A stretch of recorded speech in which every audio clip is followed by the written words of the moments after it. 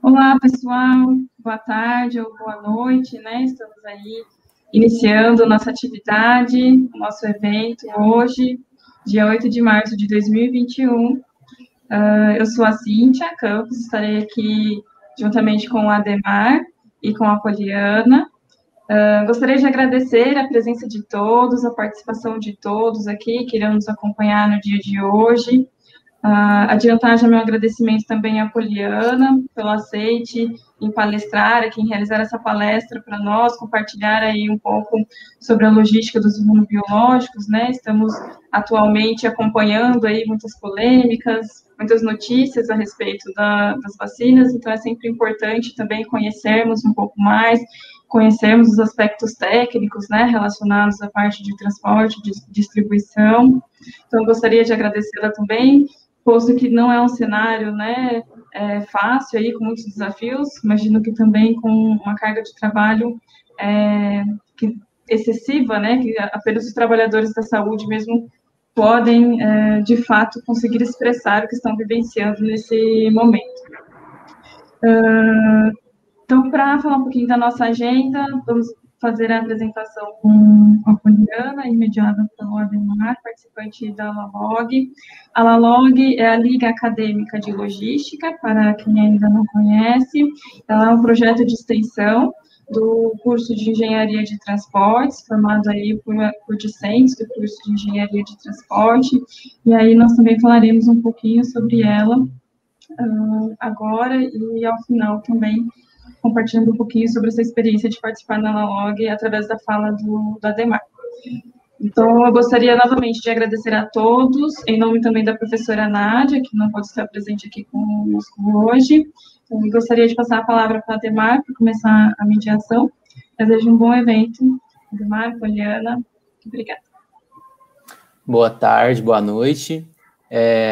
A Poliana, ela é enfermeira, ela é graduada pela Faculdade de Enfermagem da Universidade Federal de Goiás, mestre em enfermagem também, e atua desde 2010 na vigilância epidemiológica da Secretaria Municipal de Saúde de Goiânia. Ela atualmente exerce suas atividades como gerente de imunização na Secretaria Municipal de Saúde de Goiânia.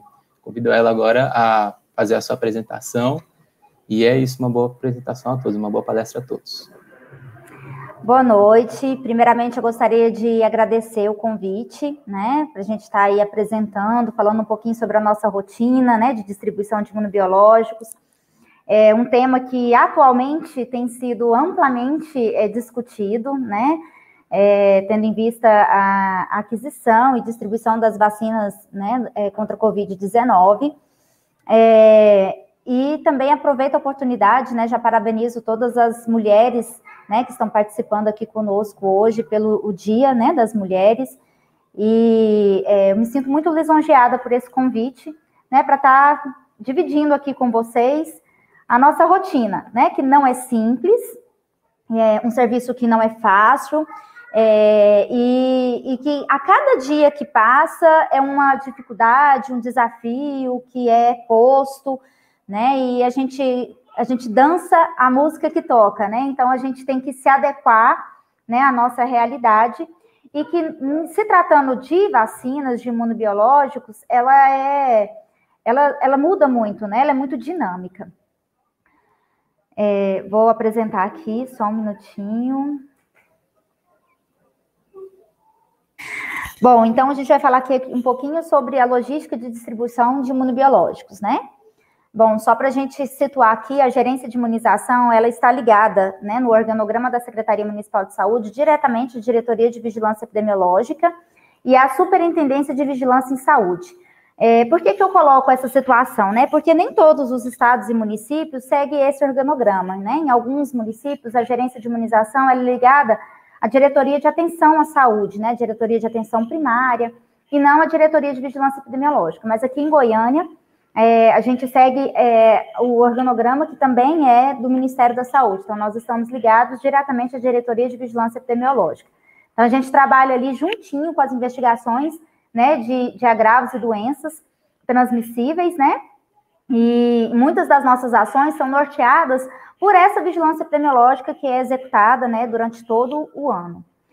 Bom, iniciar falando um pouquinho sobre o Programa Nacional de Imunizações, né? Qual que é a importância desse programa na nossa vida, né? O Brasil, ele atingiu uma redução de 67,7% da mortalidade infantil em crianças menores de 5 anos, de 1990 até 2015, com as ações de imunização, né? Então, com exceção da água potável, nenhuma outra modalidade, nem mesmo os antibióticos, eles têm demonstrado tanto efeito na redução da mortalidade e no crescimento populacional. Então, o quanto é importante, né, as ações de vacinação. O Programa Nacional de Imunizações, ele foi criado em 1973. Então, nesse slide, eu trouxe aqui uma linha do tempo, né, apresentando a evolução e a expansão ao longo dos anos. E só para a gente ter uma ideia, né, da complexidade que é o Programa Nacional de Imunizações e que a tendência é tornar-se ainda mais complexo, né?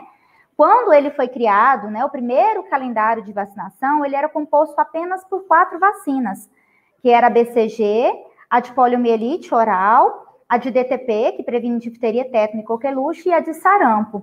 E com o passar dos anos, né, eles foram adquirindo e foram implementando outras vacinas no programa.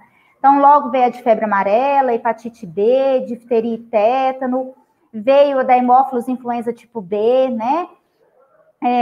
Veio a vacina da gripe, que era na época, né, apenas para idosos, né, e com o passar dos anos, eles foram ampliando os grupos prioritários de vacinação.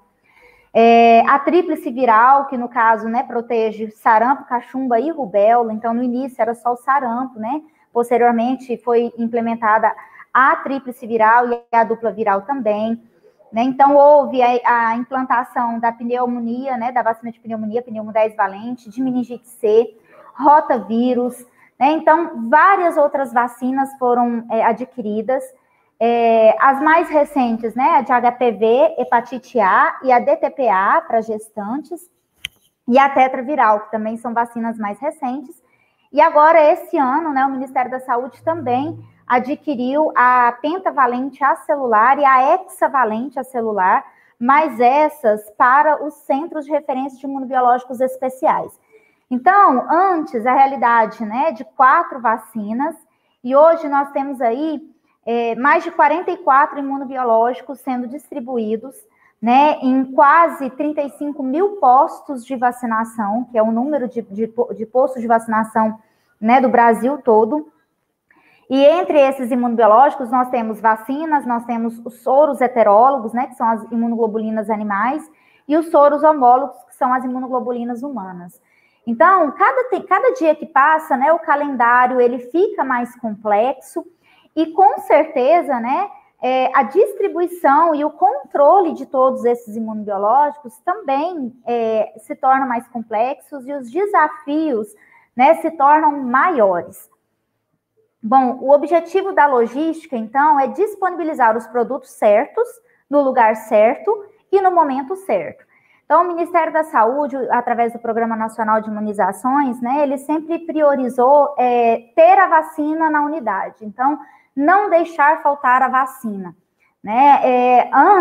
Antigamente, mesmo os frascos multidoses, com validade após a abertura do frasco de 6 horas, não era estabelecido o dia da semana para abertura do frasco, ou o horário do dia para abertura do frasco, não existia isso, né? O posto fecha às 5 horas da tarde, chegou uma criança às 4 horas para fazer uma vacina de BCG.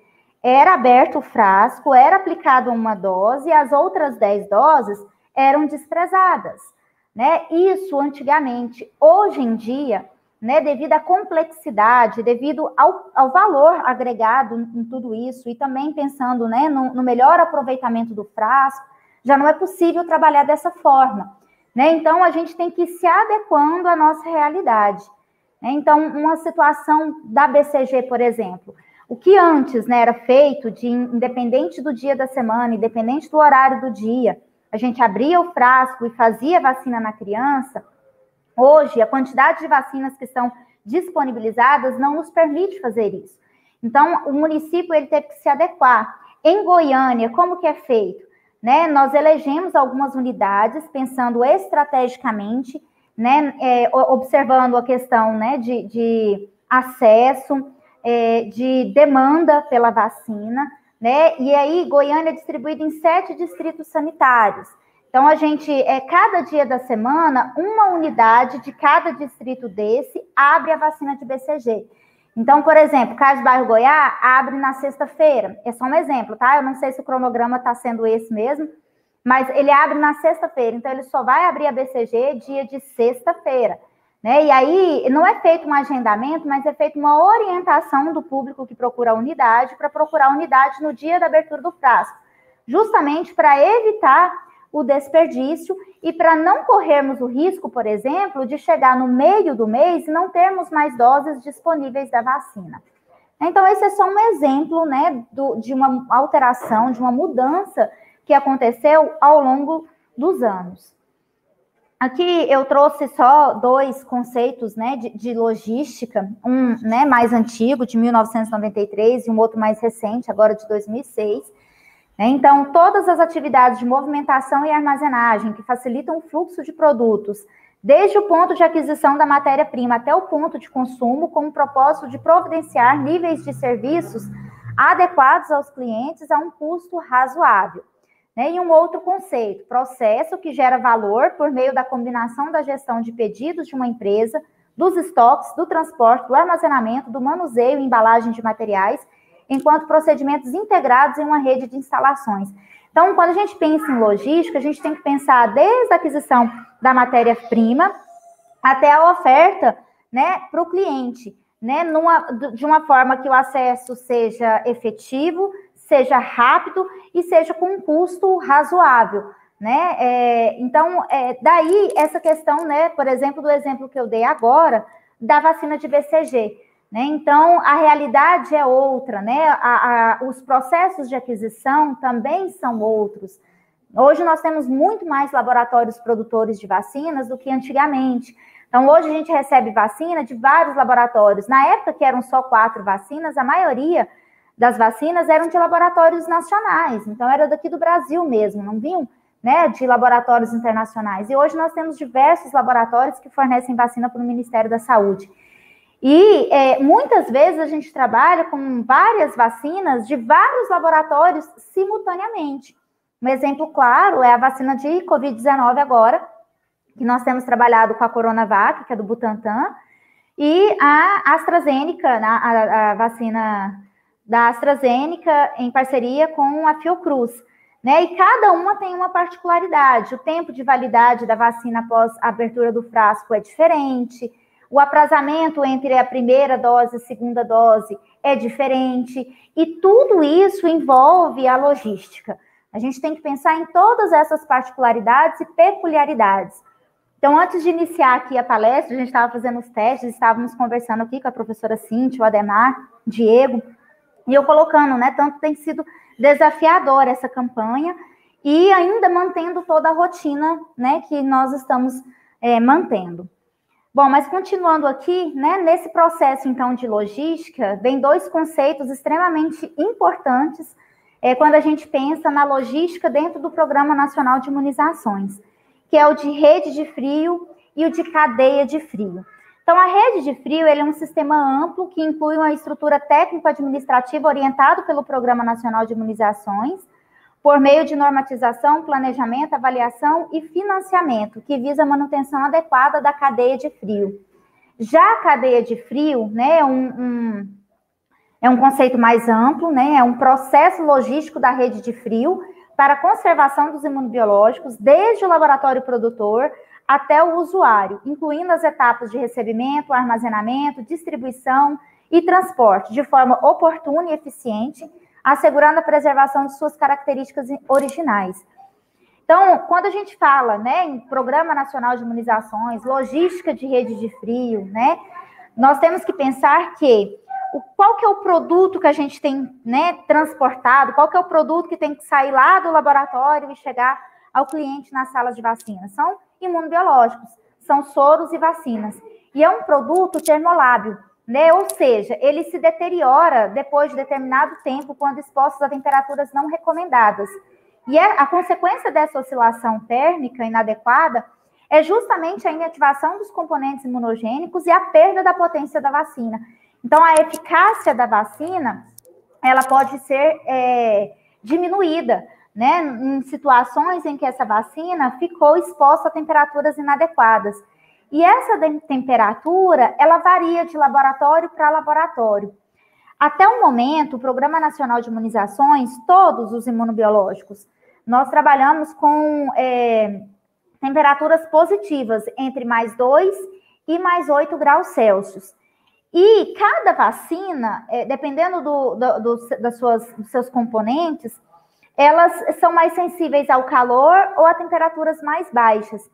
Então, essa discussão sobre a temperatura, né, do imunobiológico, ela veio muito em voga agora, recentemente, quando houve a discussão da aquisição da vacina da Pfizer, que ela tem que ser mantida a temperaturas negativas, né, e da Moderna. Dentro do Programa Nacional de Imunizações, desde a sua criação, 1973, até o momento, nós nunca trabalhamos com vacinas fora dessa temperatura aí, entre 2 e 8 graus Celsius. E nós somos um país tropical, altas temperaturas, e nós temos toda uma cadeia de frio adequada, né, para manter essas temperaturas de todos esses imunobiológicos entre +2 e +8, porque era a realidade posta até então. Né? Então, quando veio essa discussão, nós fomos até atrás, nós, enquanto secretaria, para aquisição de ultra freezers, né, para armazenamento dessas doses de vacinas que possivelmente poderiam e podem ainda ser adquiridas, né? E, um preço, né, alto, é um equipamento que nós não utilizamos em outras demandas enquanto secretaria, né, e que até os produtores, eles demoram um prazo para entregar esses freezers, né? Então, nós até abrimos um processo de aquisição, de licitatório, fizemos uma pesquisa de preço, e assim, após todo o processo licitatório, né, as indústrias ainda levariam aproximadamente 90 dias para entrega desses ultra freezers. Né? Então, existe ainda a possibilidade da gente adquirir essas vacinas, é extremamente importante que a gente tenha, né, vacinas de vários laboratórios, porque um laboratório só não tem a capacidade, né, de produção para atender toda a demanda, né, do Brasil, mas nós temos que pensar em alternativas também para diminuir perdas dessa vacina, tendo em vista que nós não temos o costume, né, de trabalhar nessa faixa de temperatura. Então, o que eu estou querendo simbolizar aqui, né? Exemplificar. O quanto é complexo mesmo e o quanto demanda ajustes das nossas práticas. E isso são ajustes diários. Hoje, a situação é a questão da temperatura, que a gente não tem costume de trabalhar com essa temperatura, nós não temos equipamentos, né, nas unidades de saúde que trabalham, né, nessa margem aí de temperatura. Mas, em outras situações, tem a questão da vacina de BCG. Antes, trabalhávamos somente com a vacina do laboratório da FAP, que era uma vacina que a dosagem era de 0,1 ml e o frasco eram frascos de 10 doses. Hoje, nós trabalhamos com a vacina da FAP, mas também trabalhamos com a vacina da Serum. E o do laboratório Serum, o frasco são com 20 doses, e a dosagem de 0,05 ml, ou seja, a metade do que era anteriormente. E aí vem a questão do insumo adequado para a aplicação dessa dose, né? A questão da perda da vacina, por ser um frasco com 20 doses, né, numa dosagem menor, a perda da vacina, ela acaba sendo maior, né? Porque após a abertura do frasco, a validade da vacina, né, é de 6 horas. Então, a cada dia, a cada nova vacina adquirida, a cada vacina implantada no calendário, a cada laboratório novo que o Ministério da Saúde adquire imunobiológicos, é um desafio novo e é uma readequação de toda a logística que tem que ser pensada. Bom, em relação à sensibilidade das vacinas, né, em relação à variação de temperatura, a maioria dos nossos imunobiológicos, eles toleram melhor temperaturas mais altas, justamente porque contém, né, na sua composição, o alumínio como adjuvante. Então, Então, são exemplos, né? A difteria e tétano de coqueluche, a hepatite B, IB, influenza, a de vacina de pneumonia,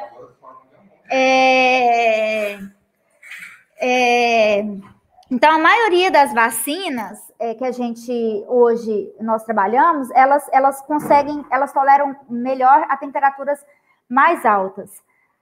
Já em relação às vacinas de vírus vivos atenuado, né, a vacina de BCG, a vacina de febre amarela, a vacina oral de poliomielite, elas são mais sensíveis ao calor. Então, elas toleram melhores temperaturas mais baixas. E por que eu estou dizendo isso? Vocês devem lembrar de quando a gente trabalhava com as geladeiras domésticas nas unidades de saúde, e que tinha uma diferenciação, né, de onde armazenar cada vacina. Então, por exemplo, na primeira prateleira, que era a prateleira mais próxima do congelador, nós colocávamos justamente as vacinas de vírus vivo atenuado, porque como estava mais próxima do congelador, ali a temperatura era mais baixa, e as vacinas de vírus vivo atenuado suportam temperaturas melhores, mais baixas. Na segunda prateleira, eram colocadas as vacinas de vírus vírus inativado, a maioria das nossas vacinas, justamente porque a temperatura, né, no meio, acreditava-se, né, que ficava ali entre 4 e 5, uma temperatura melhor para armazenamento dessas vacinas. E na prateleira mais de baixo, na terceira prateleira, eram armazenados os diluentes das vacinas, os diluentes e os soros, porque estava mais longe ali do congelador, né, e a probabilidade de uma temperatura um pouco mais elevada ali na terceira prateleira. Hoje, a gente trabalha com as câmaras científicas, e essas câmaras científicas, elas mantêm a temperatura homogênea, né, tanto na primeira, quanto na segunda, quanto na terceira gaveta. E são dispostos, né, nessas câmaras vários sensores que monitoram essas temperaturas. Então, só para vocês terem ideia, né, do tanto que é complexo. Até na disposição de armazenamento dessa vacina dentro da geladeira, lá na unidade de saúde, se mais próxima ou mais distante do congelador, a gente tem que conhecer, né, sobre a composição da vacina, onde é melhor para guardar.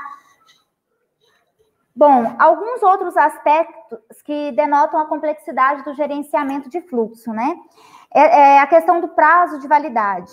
A maioria das vacinas, né, tem um prazo de validade, não depois da abertura do frasco, eu falo do produto em si, né, de 24 a 36 meses.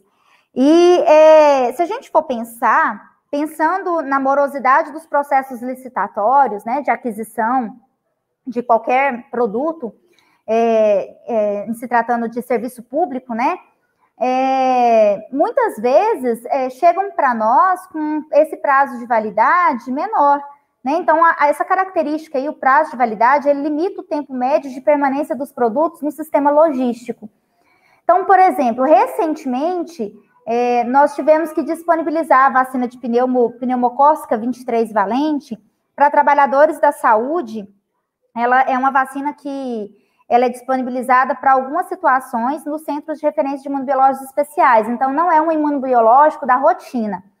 Mas, recentemente, o Ministério da Saúde disponibilizou um lote justamente pelo prazo de validade, né? E aí, ele, como era um quantitativo que não dava para atender um público grande, considerando a situação da pandemia de Covid-19, e a prevenção de infecções respiratórias, né, foi disponibilizado para trabalhadores da saúde, de instituições que prestavam atendimento à Covid-19 e trabalhadores acima de 50 anos, que eram trabalhadores que têm um risco maior de complicações relacionadas às infecções virais e até mesmo à Covid-19.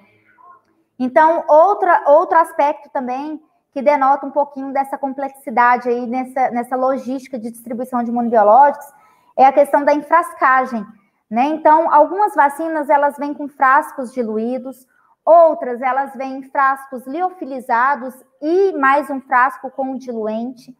Lembrando, né, que o diluente, ele tem que ser usado para aquele liófilo específico. Então, por exemplo, eu não posso pegar o diluente da vacina de febre amarela e diluir a vacina de tríplice viral. Eu tenho que diluir o diluente da febre amarela com a vacina de febre amarela. Né? Algumas vacinas vêm em frasco monodose, outras em frascos multidose. E isso interfere tanto na questão da produção, tempo de produção, o custo, né, da enfrascagem, né, da embalagem, distribuição, espaço para estocagem. Uma coisa é eu estocar 1000 doses, sendo que a apresentação são frascos com 10 doses. O espaço para isso é 1. O espaço para estocar 1000 doses em frascos monodose, ele é outro, né?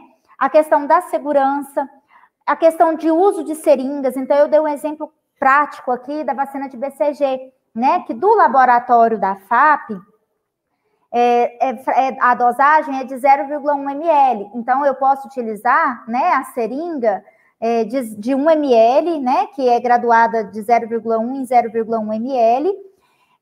Em contrapartida, a vacina do laboratório da Serum, a dose é de 0,05 ml. A seringa, ela é outra seringa, né? Não tem como eu utilizar, por exemplo, a seringa que eu uso para administrar a vacina da FAP. A questão da perda técnica da vacina. Então, um exemplo que eu dei aqui também, que é o mais fácil, né, da gente visualizar, é a vacina da BCG também, né, desses dois laboratórios. Um são frascos com 10 doses, o outro são frascos com 20 doses. Todos os dois frascos, após a diluição, têm validade de 6 horas. Né? Então, dependendo da demanda da unidade, a perda vai ser muito maior utilizando com frasco com 20 doses. Né? A cobertura vacinal também interfere na questão da enfrascagem e geração de resíduos. Né? Então, atualmente, né, vou dar um exemplo da vacina de Covid-19. No início da campanha, o primeiro lote que nós recebemos foram doses monodose, então foram frascos monodose. A vantagem, não tem perda de vacina, né? Ela é uma dose para uma pessoa. A desvantagem é o triplo a geração de resíduos, né? E esses frascos, eles devem ser descartados, né, em caixas de perfuro cortante, nos descarpax, e precisam ser autoclavados, né, antes de desprezar. Então, o volume de resíduos, quando é frasco monodose, ele é muito maior do que quando é frasco multidose. Posteriormente, à primeira remessa, nós recebemos uma remessa de frascos multidoses, o frasco com 10 doses.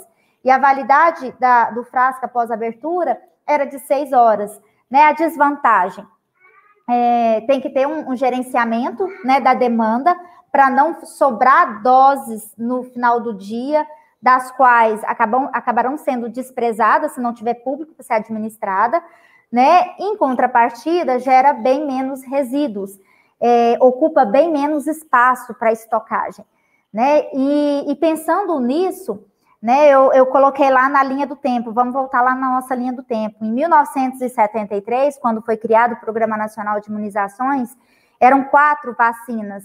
E a gente utilizava, até pouco tempo, até 2018, as geladeiras domésticas para armazenamento das doses nas unidades de saúde. Com o passar dos anos, hoje nós temos, na rotina, nas nossas salas de vacinas do município, nós temos mais de 18 imunobiológicos sendo distribuídos, né? Então, o espaço para armazenamento dessas vacinas precisa ser muito maior. Nós já estávamos tendo dificuldades de guardar doses nas unidades de saúde, nas nossas geladeiras domésticas, né? Sem falar que a qualidade da energia, né, elétrica que chega, né, nas nossas unidades, em Goiânia, né, falo da realidade de Goiânia, é muito ruim. Então, nós tínhamos uma perda muito grande de vacinas, especialmente em períodos chuvosos, em épocas de chuva. Uma instabilidade muito grande na energia, né? Então, danificava muitos refrigeradores, acabava a energia, nós não ficávamos sabendo, então a gente tinha uma perda de vacina muito grande, né? Antigamente, eram 4 doses. 4 tipos de vacinas. Por fim, né, nós temos aí mais de 18 vacinas sendo disponibilizadas. Então, a perda era muito grande. E aí a gente teve que readequar a rede de frio, né, na tentativa de evitar essas perdas e de ter um espaço para estocagem, para armazenamento dessas doses mais adequado. Falei muito aqui sobre a demanda, né? A demanda é uma outra situação que também interfere na logística. Então, depende do perfil epidemiológico da população, né? Então, depende da situação das doenças preveníveis por meio de vacinação, que é definida por indicadores como de incidência de enfermidades e cobertura vacinal. Então, a distribuição das vacinas, ela se dá muito decorrente desse monitoramento, né, da incidência de doenças e também de cobertura vacinal, né? Então, um exemplo claro que nós temos hoje, né? Um maior quantitativo de vacinas da Covid-19, por exemplo, foi disponibilizada para Manaus, né, para o Amazonas, justamente porque o perfil epidemiológico lá, a incidência da doença era mais crítico, né? E, consequentemente, baseado no número de doses que foi distribuído, que foi aplicado, a doença ela vai ser melhor controlada, antes controlada, né, lá, né? Porque a cobertura vacinal de lá é maior do que nos outros estados e municípios, né? E isso é em relação a todas as vacinas. Outro exemplo que eu posso citar aqui é a situação da vacina de febre amarela. Então, antigamente, nós tínhamos áreas endêmicas para a doença. A vacina de febre amarela ela não era distribuída e nem preconizada no Brasil em todos os estados e municípios. Tinham as áreas endêmicas em que tinha recomendação para a vacina de febre amarela.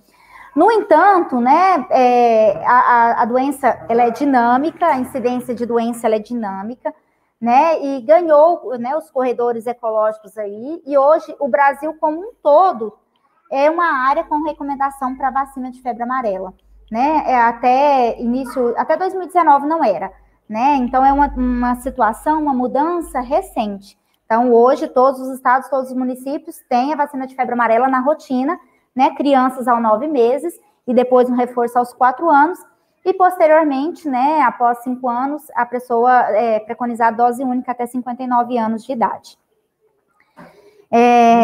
Além disso, né, devem ser consideradas também estimativas da população por faixa etária, em função da natalidade e mortalidade, a distribuição geográfica da população e a localização de centros de saúde determinam onde vacinas e soros são necessários.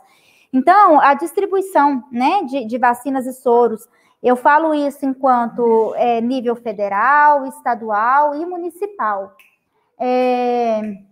Então, depende de toda essa análise, né? Por exemplo, a vacina de BCG que eu disse que não é toda unidade que aplique, não é todos os dias da semana, né? Então, nós fizemos um estudo anterior, onde tinha uma maior demanda, onde a procura era maior pela vacina, e elegemos aquela unidade pensando também em questão de acesso, para eleger como uma unidade de referência para a vacina de BCG. A vacina antirrábica, que é uma vacina também, que nós temos um cronograma específico.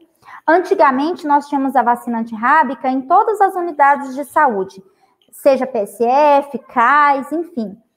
Contudo, houve uma mudança de recomendação em relação à via de administração.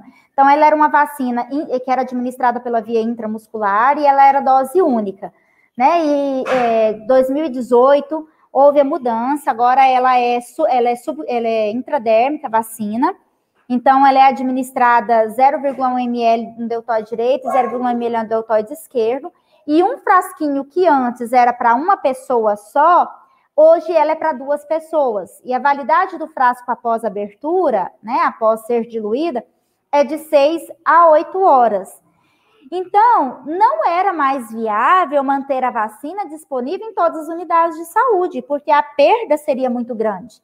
Então, nós fizemos um estudo, né, e visualizamos onde tinha uma maior demanda. E hoje a vacina ela é disponibilizada, a vacina antirrábica, nas unidades de urgência, porque, né, onde que a pessoa procura geralmente quando é mordido por um gato, por um cachorro? São as unidades de urgência para fazer uma avaliação médica, né, se for necessário, né, e recomendado, a aproximação de bordas é na urgência que vai ter esse atendimento. Então, hoje ela é disponibilizada na urgência, né, e aos finais de semana, que a procura ela é menor, ela é disponibilizada apenas em 2 unidades de saúde, né, em Goiânia. E essa realidade não é a realidade, por exemplo, de Aparecida de Goiânia, de Anápolis, de Trindade. Cada município teve que avaliar a sua realidade e adaptar com a nova situação, de que a vacina agora ela é intradérmica, e um frasco que era monodose, era para uma pessoa só, agora ela é para 2 pessoas e tem a validade de 6 horas. Então, teve que ter uma readaptação. Só para voltar aqui um pouquinho na questão da BCG, nós temos uma única unidade em Goiânia que administra a BCG diariamente, de segunda a sábado, que é o Centro Municipal de Vacinação. Porque a demanda lá é gigantesca e a perda é muito pequena. Então, pensando na questão da perda e da demanda, né, foi estabelecido esse cronograma. Bom, aqui tem uma estrutura típica de uma cadeia de frio dos programas nacionais de imunização, isso aqui de uma forma generalizada, tá? Então, os laboratórios encaminham para depósitos de nível central, esses depósitos encaminham para depósitos intermediários, que são nível estadual, né? E esses, por sua vez, para as salas de vacinação e a sala de vacinação para a população-alvo. Né? Então, em cada uma dessas etapas, em cada uma, né, dessas localizações aí, laboratório, depósito central, são executadas atividades de recebimento, manuseio, gestão de estoque, expedição, transporte e gestão da informação. Né? Então, é uma rede mesmo, né, uma cadeia mesmo, e essa cadeia ela se torna ainda mais complexa quanto mais próximo à ponta, né, quanto mais lá próxima à população-alvo, ela está. Então, a realidade, né, a dificuldade do Ministério da Saúde para distribuir para os estados é uma, né, dos estados para o município é outra, e do município para as salas de vacinas é outra, né, e cada vez que a gente aproxima mais, né, da execução, da ponta, esse serviço ele se torna ainda mais complexo. Bom, pensando, né, em todas essas situações que eu coloquei aqui, que eu pontuei, no ano de 2018, nós modernizamos a rede de frio para armazenamento de vacinas, para a gente ter uma capacidade de armazenamento e estocagem maior, e para evitar as perdas, né, e garantir a segurança e a qualidade desses imunobiológicos. Então, nós substituímos as geladeiras, isso aqui é por meio do Ministério da Saúde, tá? Por verba do Ministério da Saúde, que foi destinada para este fim, não foi só Goiânia, vários estados e municípios modernizaram, né, a rede de frio. Então, houve substituição das geladeiras domésticas por essas câmaras científicas, né, que tem uma capacidade 10 vezes maior de armazenamento do que as geladeiras convencionais. Elas possuem, né, uma bateria com autonomia de 48 horas, ou seja, né, quando tem uma queda de energia, quando acaba a energia, cai um poste, essas situações bem rotineiras e bem frequentes em períodos chuvosos, o imunobiológico ele ainda é mantido sob a temperatura ideal por meio dessa bateria, né, interna. O ideal seria que tivéssemos geradores em todas as unidades de saúde, mas não é a nossa realidade. Então, essas câmaras científicas, elas nos ajudou bastante no sentido de evitar essas perdas de vacinas. Bom, então, só colocando aqui, né, foram 96 equipamentos adquiridos, né, então, num valor aí bem alto, mas quando a gente pega os nossos relatórios de perdas de vacinas antes e hoje, esse valor aí desse investimento já foi recuperado várias vezes na economia de perda de vacina, né? Bom, na rede de frio central, né, na Secretaria Municipal de Saúde, foi estruturada essa câmara fria, né? Essa câmara frigorífica, ela tem 69 metros cúbicos para armazenamento de vacinas. Então, foi também adquirida, né, no ano de 2018. Vocês podem visualizar aí que todas, né, tem os termômetros de monitoramento da temperatura. Ela, lá, né, no nível central, nós temos o gerador, né? Então, a capacidade de armazenamento dessa câmara, ela é gigantesca, né? Então, nós temos capacidade aí para armazenar mais de 4 milhões de doses simultaneamente, né? Pensando em frascos multidoses de 5 ml. Né? Então, é claro que isso depende, se for frasco monodose, ou se for uma vacina que é o liófilo mais o diluente, né? A capacidade, ela se difere, né? Ela diferencia. Não é a mesma. Bom, em relação ao transporte de imunobiológicos, né? Então, o transporte de imunobiológicos do Programa Nacional de Imunizações, ele é realizado por diferentes vias, né? Aérea, terrestre, aquática, depende da origem e do destino, e do volume a ser transportado, e também a facilidade da via em relação aos locais. Então, são adquiridas vacinas de laboratórios internacionais, laboratórios nacionais. Essas vacinas, elas são armazenadas no SENAD, no nível central, lá, né, no Instituto de Controle de Qualidade, né, no INCQS. São realizados testes de eficácia, de efetividade dessa vacina, né, para ver se ela está adequada ou não para uso. Somente após essa avaliação e geração de relatórios, né, é que ela é distribuída para os estados, e os estados, por sua vez, para os municípios. Então, eu vou colocar uma outra situação do município de Goiânia, né? Então, o estado de Goiás, ele é dividido em 18 regionais. E os municípios, eles são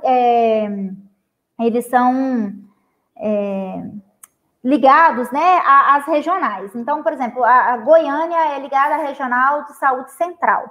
Então, os estados distribuem para as regionais e as regionais, por sua vez, aos seus municípios.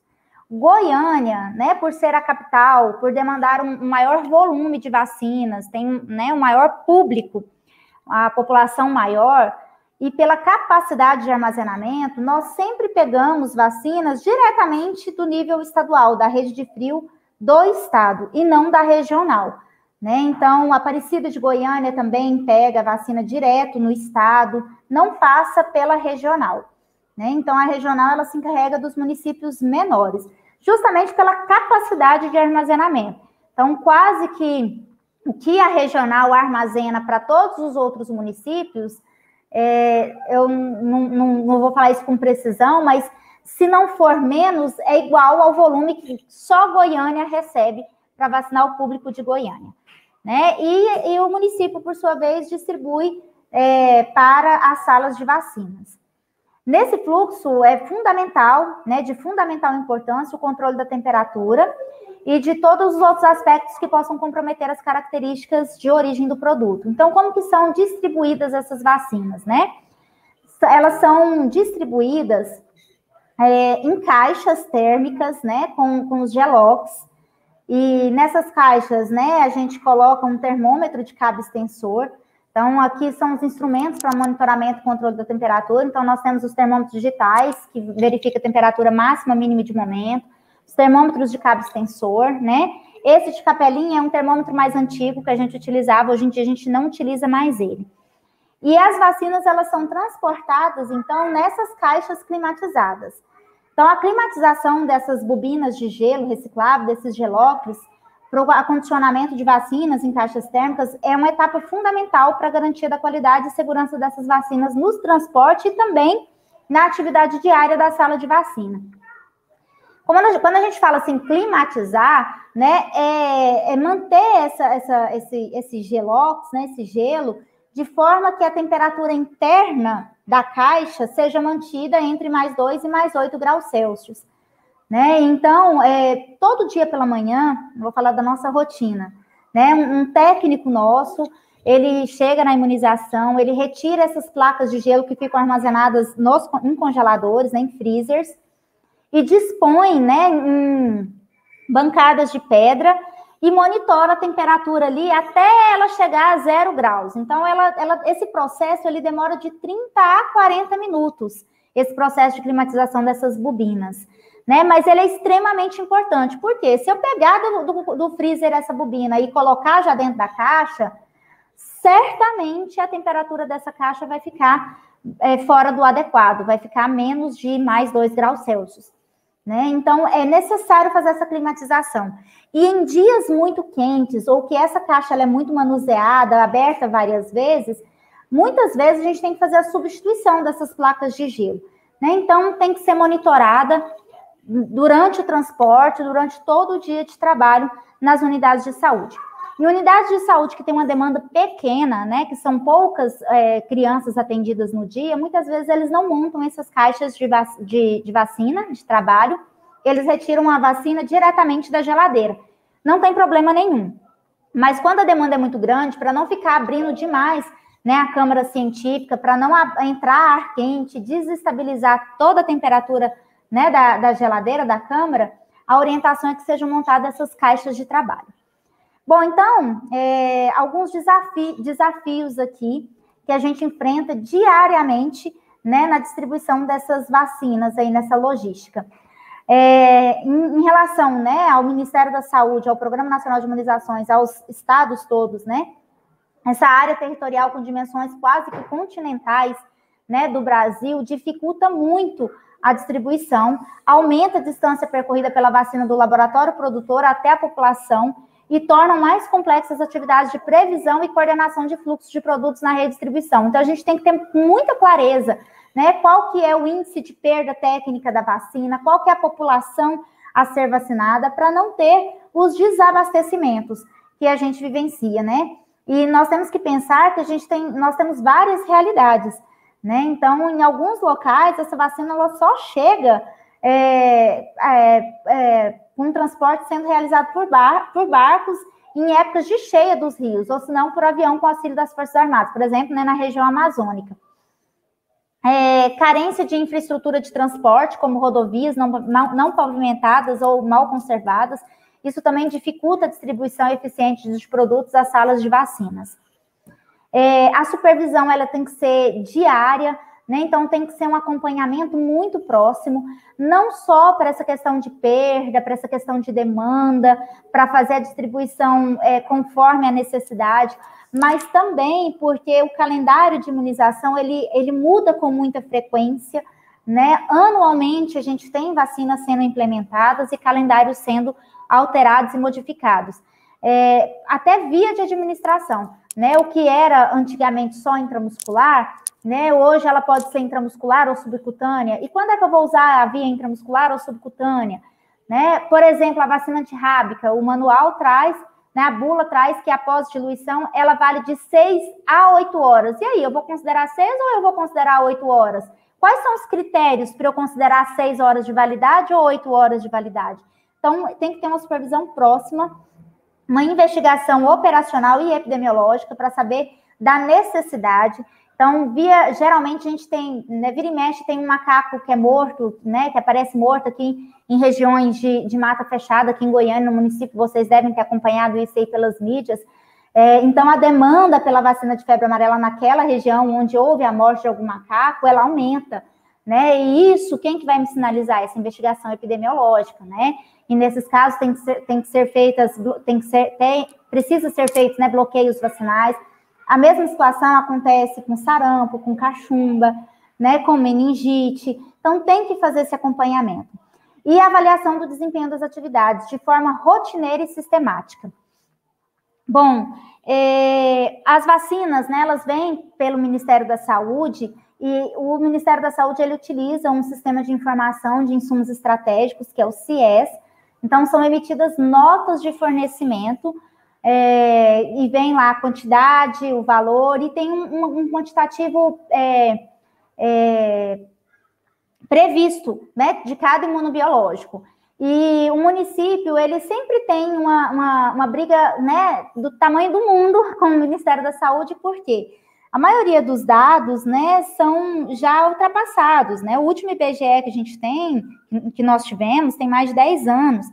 E outra, a realidade da capital ela é diferente, ela absorve muita demanda de interior, né? Então, muitos moram em Aparecida e trabalham em Goiânia, moram em Senador Canedo e trabalham em Goiânia, né? E a distribuição da vacina é baseada na população do município. Muitos partos em Goiânia são de pessoas, né, de outras cidades, de outros municípios.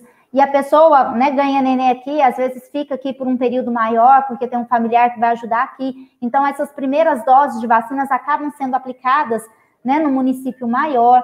Então, a gente sempre tem que estar acompanhando isso, até para cobrar a reposição dessas doses, porque senão pode faltar, né, para residente no município.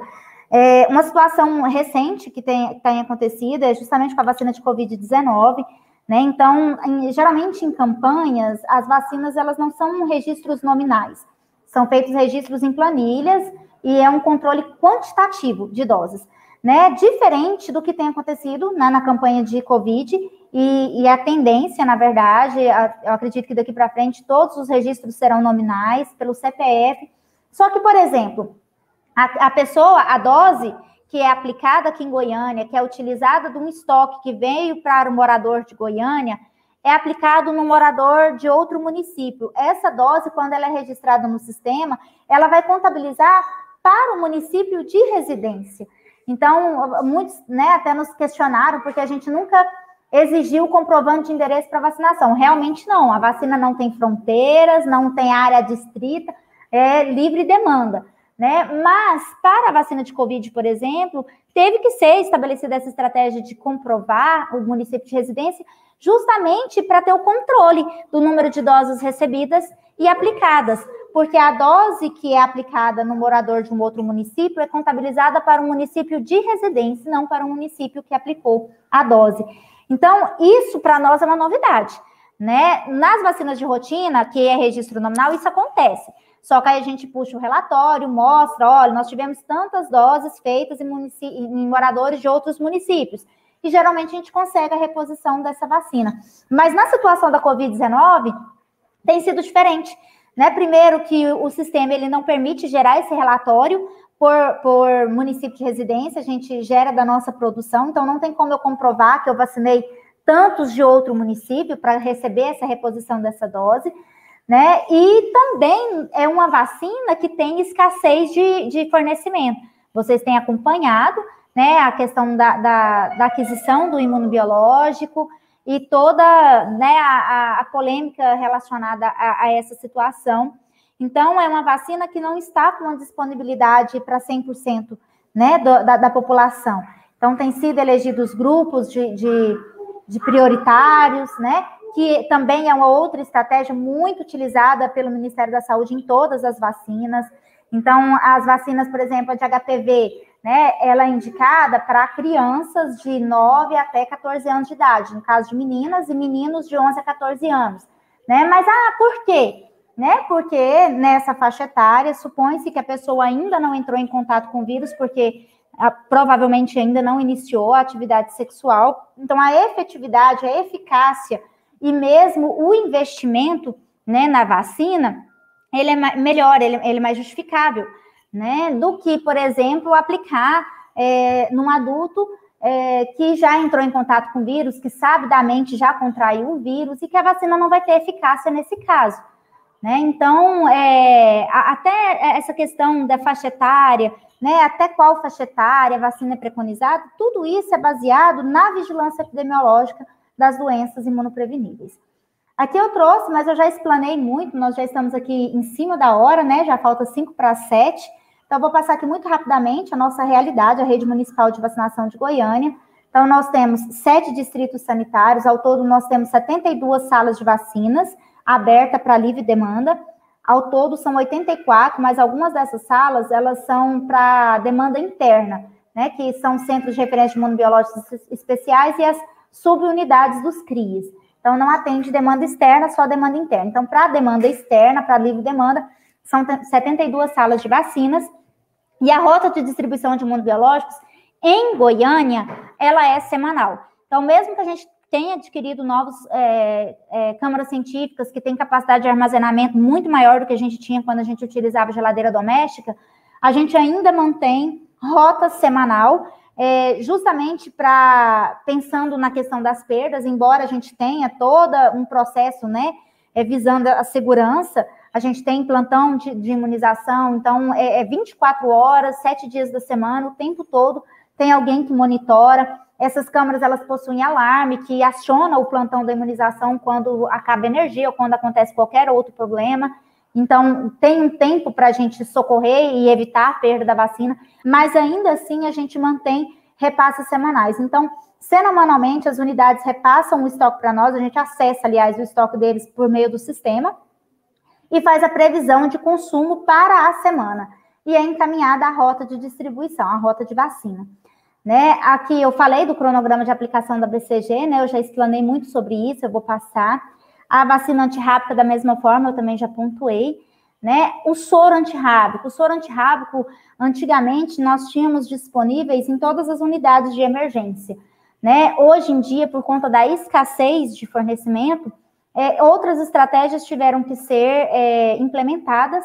Então, quando tem indicação do soro, a unidade ela precisa repassar para nós a solicitação, e nós, por sua vez, solicitamos a zoonose, e a zoonose nos libera o soro, e esse soro vai para a unidade que a pessoa escolher, unidade de emergência, porque tem que ser aplicado em unidade de emergência, de forma nominal. Então, vai no nome. E assim como a gente recebe as vacinas com uma nota de fornecimento, com valores e quantidades, a distribuição também é feita com uma nota de fornecimento, tá? Então, vai uma nota de fornecimento, a pessoa tem que conferir o lote que está recebendo, a quantidade que está recebendo, a temperatura a qual essa vacina chegou na unidade, tudo isso tem que ser registrado, tá? Nessa nota, assinado, né? E fica uma via na unidade, a outra via fica com a gerência de imunização.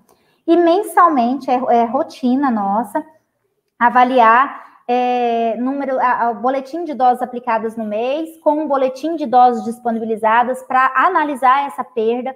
Quando a gente vê que a perda técnica, né, porque um frasco de vacina com 10 doses tem 10% de perda, então a maioria das vezes não dá as 10 doses, dá 9. Né? Mas quando esse percentual vai além disso, está muito superior ao esperado, a gente tem que fazer toda uma investigação para ver onde que está o erro, o que está acontecendo. Né? Então, todo esse controle ele é feito pela gerência de imunização e é um serviço que acontece 366 dias no ano, né? Todos os dias. E aqui está a chave aqui do sucesso, né, da vacinação, né? A chave de ações bem-sucedidas de vacinação, que é a informação, a orientação, o conforto e amparo aos casos de eventos adversos. Então, mesmo depois que a dose foi aplicada, a dose foi adequadamente registrada no sistema, a gente ainda tem que monitorar aquele paciente e averiguar, né, acompanhar surgimento de eventos adversos e investigar caso aconteça.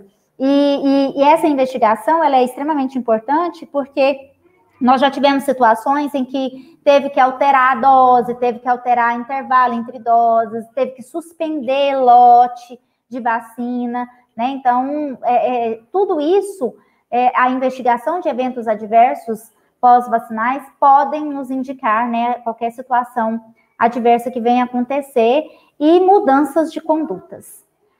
Bom, era isso que eu tinha para falar, tem muita coisa para falar, é um serviço extremamente complexo, mas eu tentei sintetizar aqui eu até passei um pouquinho do tempo, né?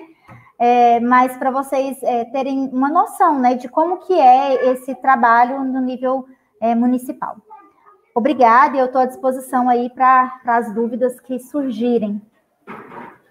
Muito obrigado aí, Poliana. É realmente uma fala muito interessante, que muitas vezes a gente aparece lá no postinho de saúde querendo a dose da imunização, mas a gente não entende que por trás de tudo isso tem todo esse processo. Então, realmente foi muito pertinente a sua fala. E, inclusive, toda essa situação atual da imunização para a Covid-19, nós temos visto aí nos noticiários, né, todos esses desafios. Então, aqui eu já vou partir para as perguntas. O Rodrigo, ele parabeniza pela palestra. A professora Nádia, que está parabenizando também pela palestra. E pergunta aqui, a partir da sua experiência, você acredita que podemos ter a eficiência necessária para utilizar vacinas que exigem temperaturas tão baixas quanto a da Pfizer? Acredito sim, mas tudo depende de planejamento, né? Então, uma coisa que tem sido um desafio muito grande para nós nessa campanha de Covid-19 é justamente essa situação, né? Então, via de regra, a gente tem com antecedência um cronograma de repasse de doses, né? Então, a gente tem discriminado, mesmo quando acontece de forma parcelada, que nos últimos anos, nas campanhas de influenza, o repasse de doses ele tem acontecido de forma parcelada. Mas a gente tem um cronograma com antecedência, ó, tal dia vai receber tantas doses, tal dia tantas doses, e geralmente ele é cumprido. E um desafio que tem sido nessa campanha de Covid-19 é justamente essa falta de previsibilidade, né? Então, a gente não tem um cronograma de quando vai acontecer, e a dificuldade por parte dos laboratórios de cumprir com um cronograma estabelecido com o Ministério da Saúde. Então, eu não culpo, né, uma pessoa ou uma entidade, na verdade, é tudo muito novo. A demanda pela vacina no mundo inteiro, ela é gigantesca, então tem uma corrida para a vacina, e os laboratórios, né, eles são os produtores, eles vão lucrar, então eles acabam que é interesse deles, né, quem chegou primeiro, adquiriu, enfim. E a dificuldade é essa.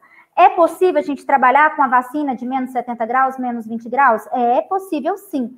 Né? Nós, inclusive, a gente já articulou, a gente viu que para adquirir esses ultra freezer era inviável, porque é um investimento muito alto para uma vacina que a gente vai ter em uma única oportunidade, porque a gente acredita que no próximo ano os laboratórios nacionais já terão mais condições de produzir um volume maior essas vacinas. Então, possivelmente, né, dará preferência para essas vacinas nacionais, que é mais fácil a aquisição e distribuição. Mas é possível, sim, a gente trabalhar, e a aquisição desses ultra freezer, nós percebemos que, enquanto município, não era viável pelo investimento, e porque a gente não teria utilidade posteriormente, mas, né, algumas entidades disponibilizaram ultra freezers que eles já utilizam, né, que são as universidades federais, laboratórios que utilizam esses ultra freezer para armazenamento de amostras, e disponibilizaram, né, de forma de empréstimo, né, para o município e para o Estado. Então, quando o Estado disse que já estava organizando, né, essa questão, é verdade, já tem uma conversa, né, prévia, e o que precisa mesmo é de unir forças mesmo neste momento. Né? A aquisição, ela não é viável, mas é possível. E outra situação, né, o próprio laboratório também, ele colocou a possibilidade de desenvolver uma caixa específica que conseguiria manter essa vacina congelada na temperatura ideal, com o gelo seco, né? E depois que ela é descongelada para administração, ela tem validade de 5 dias, né? Então, é possível a gente utilizar, mas precisa de um planejamento, um bom planejamento estratégico e operacional, e é preciso tempo para um bom planejamento estratégico operacional, né? Um bom planejamento, ele não é feito da manhã para a tarde. Né? Então, é completamente possível desde que tenha um bom planejamento. Bacana. O João Paulo, ele te parabeniza também pela palestra e tem uma pergunta relacionada ao cenário da pandemia. Diante de tantos desafios na logística dos imunobiológicos, como alguns problemas externos, como o caso de movimentos anti-vacina, estão atrapalhando os processos de vacinação que já são complicados? Nós estávamos até conversando aqui antes da aula, né, sobre isso. A pandemia, ela tem sido um desafio, né? Como executar uma campanha de vacinação sem aglomeração, mantendo distanciamento social, com vacinas num quantitativo muito pequeno. Então, o ideal seria, em situações de aglomeração, para evitar aglomeração, o que seria o mais sensato a fazer? Abrir várias unidades de saúde, que aí a gente dilui a demanda, dilui o fluxo. Só que o quantitativo de vacinas que temos recebido não permite fazer essa estratégia. Então, tem sido, sim, um desafio, tá? Manter essa vacinação de forma segura, e é uma necessidade urgente, essa vacinação. A gente não pode, hoje eu vou vacinar só as letras A, B, ou vamos vacinar por agendamento. O agendamento, ele é ótimo, ele é excelente, só que a gente não vacina um quantitativo, uma quantidade, como a gente vacina quando é livre demanda. Quando é por agendamento, o quantitativo que a gente consegue atingir, ele é menor, porque a gente tem que contar com o atraso da pessoa, né? E um monte de outras situações. Então, quando é livre demanda, a gente atinge um quantitativo maior. Então, foi um desafio na campanha de influenza, tem sido um desafio na campanha de Covid. E outra, nas unidades de saúde, a gente tem toda uma estrutura montada, né? Nós temos as caixas, temos as câmaras conservadoras, só que a unidade também faz atendimento para paciente doente. O paciente que apresenta sintoma, ele procura a unidade de saúde. Então, não é possível a gente executar uma campanha na unidade de saúde, a gente tem que segregar os fluxos, né? Então, a alternativa encontrada na campanha de influenza do ano passado e da Covid desse ano foi ocupar espaços externos. Então, estamos ocupando escolas, né? Mas vai chegar um momento que a gente vai ter que ampliar e a gente vai acabar tendo que utilizar as estruturas das nossas unidades de saúde mesmo, porque tem a questão do deslocamento do trabalhador, o trabalhador que trabalha na campanha, ele também é o que executa outras ações na unidade de saúde. Em relação às fake news, né? O que a gente percebe é que nos últimos 5 anos, as coberturas vacinais de todas as vacinas praticamente, elas decaíram mesmo. As fake news, né, e os movimentos anti-vacinas, eles têm contribuído, sim, para essa queda da cobertura vacinal. Mas também, né, é até utópico falar, assim, né, até incoerente falar, mas o próprio sucesso do Programa Nacional de Imunizações também contribui para as baixas coberturas vacinais hoje. Porque muitas pessoas, as mais jovens, por exemplo, elas não vivenciaram o que foi uma poliomielite, o que foi um surto de sarampo, né? Não tem pessoas com sequelas dessas doenças, então desconhece a doença, né? E aí desacredita. Por que a gente fala isso? Isso é muito claro para nós na campanha de influenza. Em um ano, a campanha ela é super tumultuada, muita gente procura, muita briga, uma procura grande pela vacina. No outro ano, ela acontece de uma forma muito mais tranquila, a gente tem que ficar incentivando e mostrando a importância da vacinação e buscando e estabelecendo estratégias para alcance do público-alvo. E por que essa diferença? Né? No ano que a gente vacina muito, a incidência da doença ela é menor.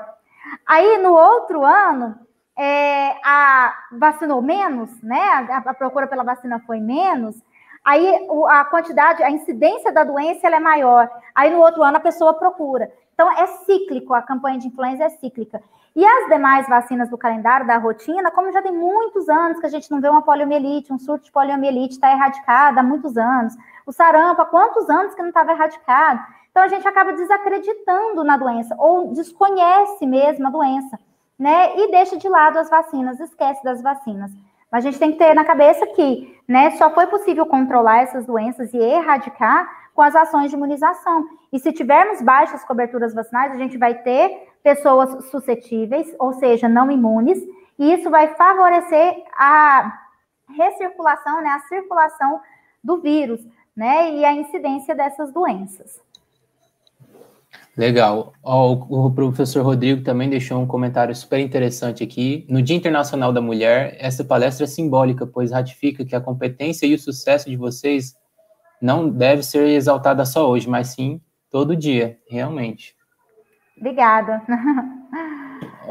A Bruna deixou uma pergunta aqui, parabeniza pela palestra.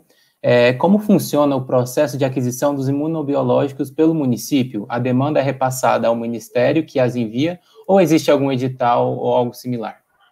Então, conforme o artigo 5º, né, o Ministério da Saúde ele é o responsável pela aquisição de imunobiológicos, né? Então, é muito raro a gente ter a aquisição diretamente por parte do Estado ou do município, né? Eu não me recordo, já tem mais de 10 anos que eu estou na Secretaria Municipal de Saúde, de uma aquisição direta por parte do município.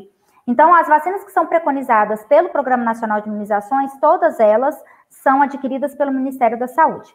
Agora, nós temos, né, outras aquisições, por exemplo, a Matergan. A Matergan é uma imunoglobulina anti-RH, no caso de incompatibilidade sanguínea entre o feto e a mãe. Então, é aquela vacina, entre aspas, né, que é feita quando o fator RH é incompatível do feto com a mãe. Então, depois da primeira gestação, é feita essa imunoglobulina para prevenir a eritroblastose, né, fetal. Então,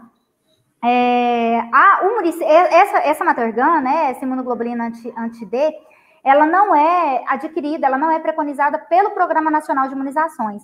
Então, o município, ele adquire, né? Então, ele abre o processo de licitação, assim como abre para aquisição de seringas, de de agulhas, caixas, gelocos, de todos os insumos, né, de medicamentos, inclusive, né, ele abre um processo de licitação e adquire diretamente dos laboratórios, né.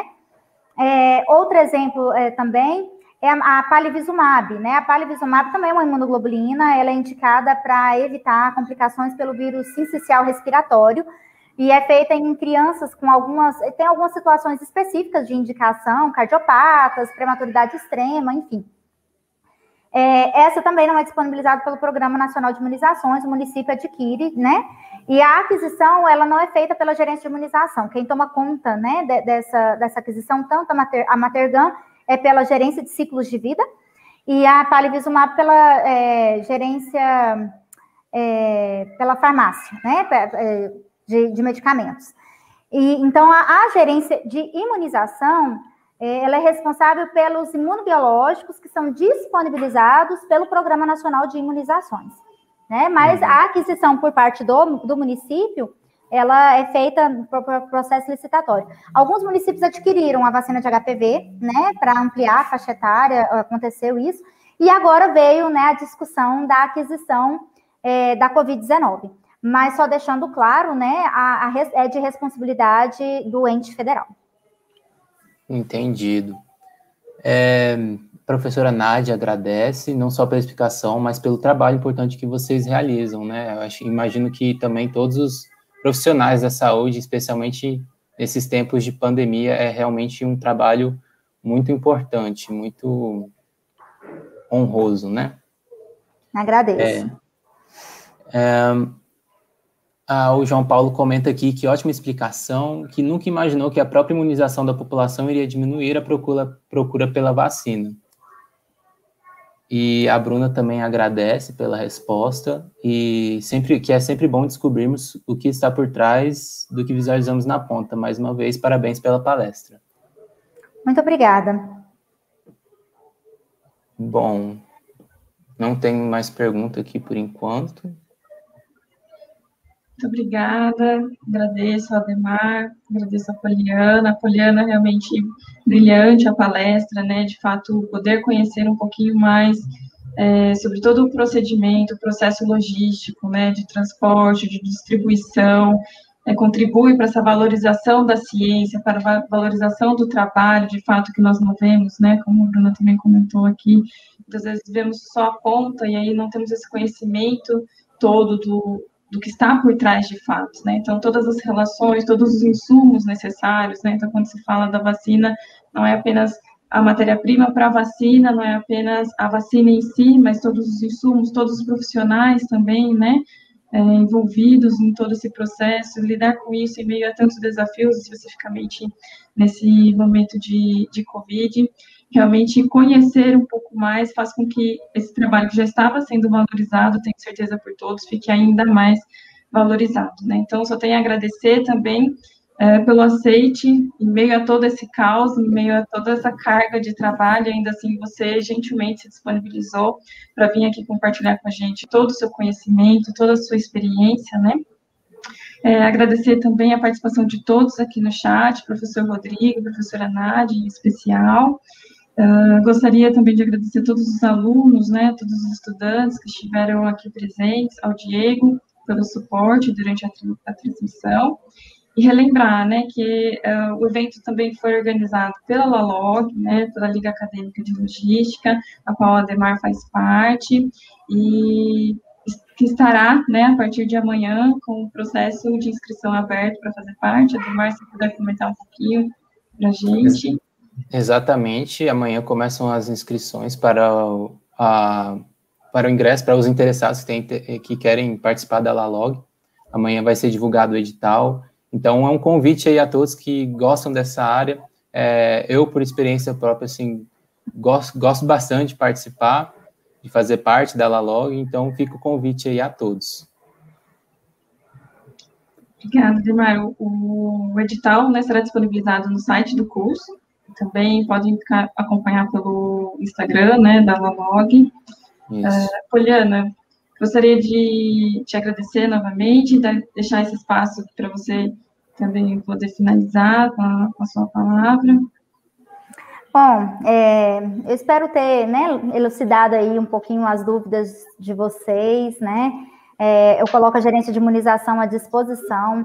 Eu falo que a gerência de imunização a gente trabalha muito diretamente tanto com os trabalhadores das unidades, né? Apesar de a gente, nível central, organizar e tudo, mas a gente trabalha diretamente com o profissional que atua na sala de vacina, tirando dúvidas, interpretando cartão de vacina, e também somos de fácil acesso para a população, né? Então, eu acho assim, os nossos telefones são extremamente congestionados, mas muitas dúvidas da população, eles ligam para nós, a gente retira, e eu acho que isso é extremamente importante, porque é fácil a gente ver de fora, né, e apontar o dedo e falar, é falta de vontade, é isso, é aquilo, mas quando a gente tem uma noção, né, do que acontece por trás, né, dos bastidores ali, a gente vê o tanto que é um serviço complexo, né, e tem sido, mas ao mesmo tempo, né, que é complexo, é um serviço muito gratificante, quando a gente vê, né,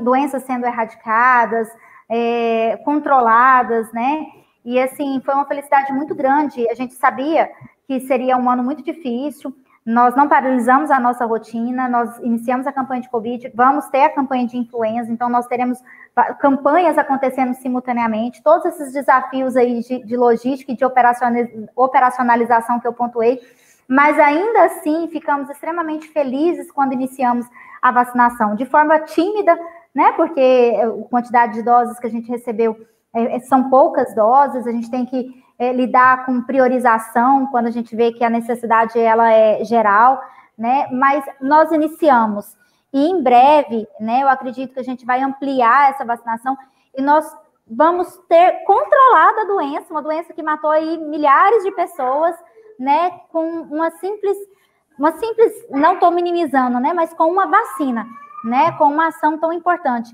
E isso nos dá forças também, até para lutar para a recuperação das coberturas vacinais das demais vacinas e avançar em coberturas vacinais de vacinas que são pouco procuradas, como a de HPV, a de meningite, na faixa etária de adolescentes.